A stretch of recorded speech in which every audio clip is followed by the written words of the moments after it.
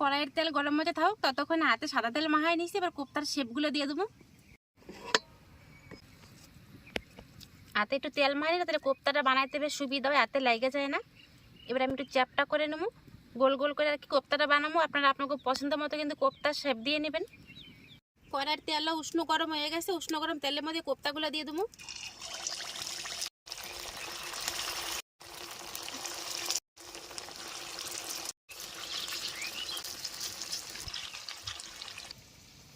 মাঝারি আছে, একটু সময় নিয়ে কোপ্তাগুলো ভাজতে হবে যেন ভিতরটা অবধি মুচমুচা হয়ে যায়।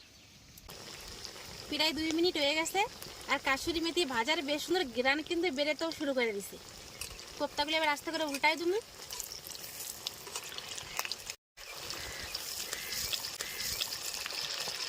কোপ্তাগুলো দেখেন ফুইলা কত বড় বড় হয়েছে।